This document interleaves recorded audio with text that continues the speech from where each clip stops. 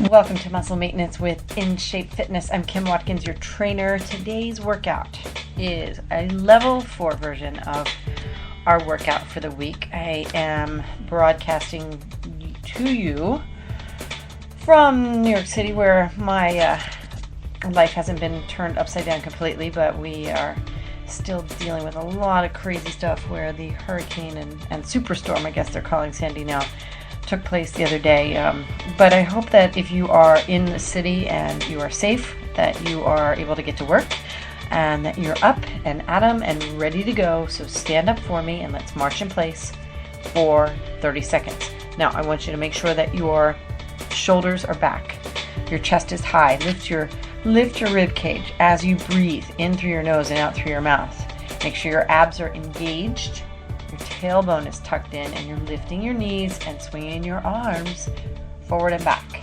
Okay, throughout this workout, just make sure that you listen to the cues that I give you in terms of, the concentration of your muscle contractions will really help boost your metabolism a bit more, because otherwise, it's easy to get kind of lazy to just go through the motion.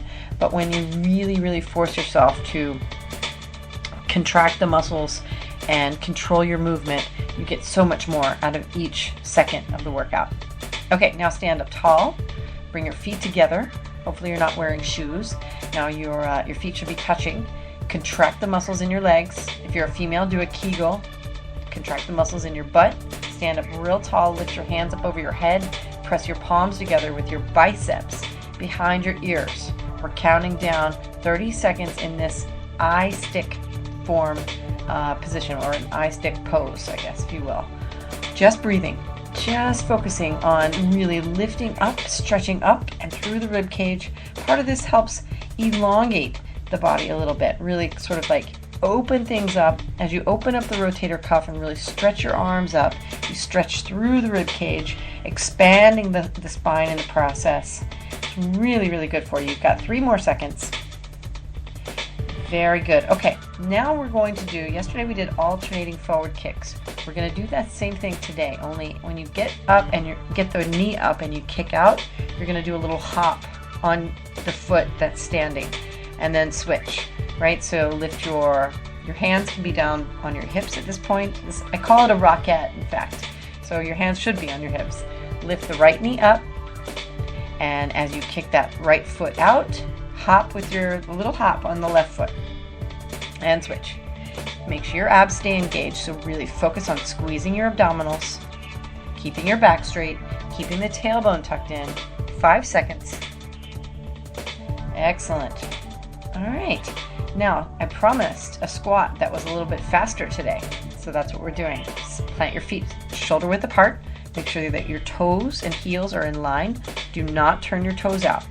Now do one regular squat for me where you sit down and back into your imaginary chair. Make sure that you're sitting back so that your knees don't come past the tips of your toes. Squeeze your glutes. Exhale as you lift up. Press your heels into the floor. Now start moving faster. That same motion. Really focus on your form here, because I want to push you to do this a little more dynamically and get the heart rate back up. But I don't want you to compromise your form. So really make sure that the knee doesn't go past the tip of the toe. You've got 5 more seconds. And 3, 2, 1. Very good. Okay, down on the floor now. Spider-Man push-up. Remember, if you need to go back to just the Spider-Man or just a push-up, feel free to do so. But this is the Spider-Man push-up is where you lower your body into your push-up as you bring your right knee around to the right elbow, squeeze the abs, and as you push up, extend your leg back out. Then alternate. Go to the left side. Lower your body. The left knee comes around to the left elbow. Exhale and push up, and keep that going. This is a really dynamic move. It is cardio, cardio, cardio, obviously, and you are strengthening your arms and your back and your biceps, your shoulders. It's fantastic. I love this one. You've got a few more seconds. And turn your body over. Good, good, good. Okay, now what I want you to do for this is a reverse plank corkscrew. So you're going to be twisting at your hip level, but I want you to point your toes a little bit as well. So you're in that reverse plank position with your shoulders directly over your hands. Your chest and torso are facing up towards your ceiling or the sky if you're maybe outside, though it's getting rather chilly, at least in New York City. Hopefully you're not outside if you're in New York City right now. It is, or at least if it's in the morning. I think tomorrow is actually meant to be a very beautiful day, today is meant to be this beautiful day. It's been I get sort of twisted around here because I record the sessions sometimes the night before, and today was not that great of a day for most of it, but it did turn out that we got a little sunshine towards the end of the afternoon. Okay, now you're going to do a sculling crunch again. This time I want you to rest on your tailbone, get your balance as you bring your knees in, your feet are off the floor, squeeze your knees up towards your chest, extend your feet out. Now lift your hands up as you continue through this motion. This is the sculling crunch with your hands up.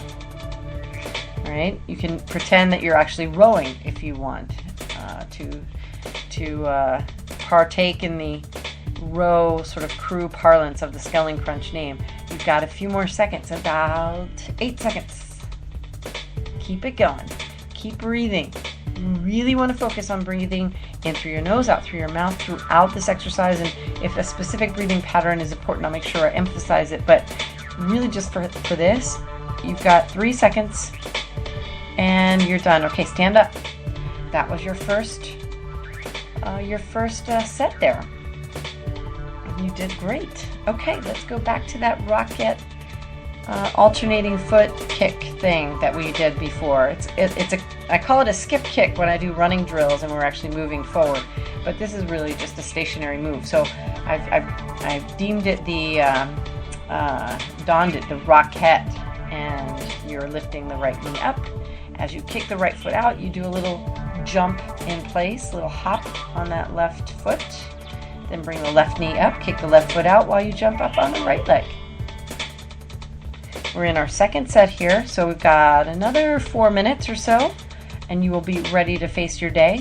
Again, this is a level 4 workout, so we've been building difficulty as the weeks progressed.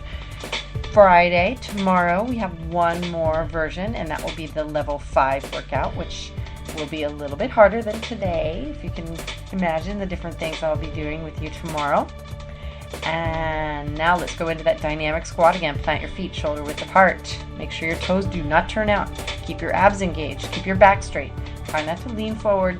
And as you do that one squat, just to get the form, sort of the muscle memory going there, pick up the pace.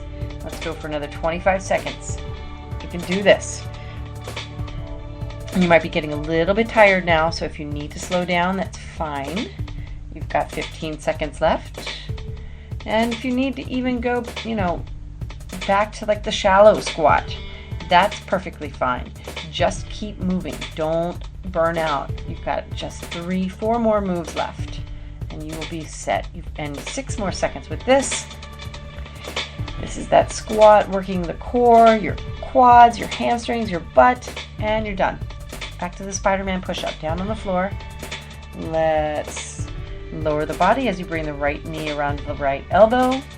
Push back up. And keep alternating. Again, with this move, if you need to revert back to the Spider-Man, the standard Spider-Man, where you're not doing the push-up at the same time, or if you need to go to the push-up itself, make your choice. But there are different versions as you sort of turn back the clock on the week that we've done together. Do them. That's why we're making it the workout set up this way. It's like the New York Times puzzle, but we actually give you a little more of a depth orientation because we start and build each day on top of the previous day with moves that are related to one another so that you gain that perspective. Okay, turn your body over. Let's do that reverse plank corkscrew that we're doing to really hone in on the core muscles this week, as we've been doing all week. So twist through your torso, tipping your hips down, and keep that going. Then press your toes down, and you don't have to touch the floor necessarily because you need a lot of range of motion in your ankle joint. You don't want to hurt yourself, but really, try to extend your feet out and not just rest completely on the heel, but balance the weight distribution a little bit on the mid part of your foot so that you get that extra stretch up your shin. You've got lots of things going on by just sort of moving the foot slightly. And that's another really great point about listening to the things that I'm telling you, the verbal cues, because if you make those minor adjustments, you really can get major differences in terms of your output. All right, we're down on the floor now, doing that hip extension one more time. Lift your hips up, and now you are going to kill me because I'm going to make you do it for a minute. I just realized we didn't finish this set, do this in the first set. What a goofball I am. Okay, just bear with me here. We're going to do the whole minute right now. Two sets of this. Right? So lower your hips are down on the floor, hands are down by your sides. Now lift your body up. You lift your hips up. Your knees are bent. Your feet are straight and planted on the floor. Now lift your heels up off the floor so that you're balancing on the balls of your feet and your toes. Your head, of course, is on the floor. Keep your head on the floor the entire time so that your neck stays relaxed.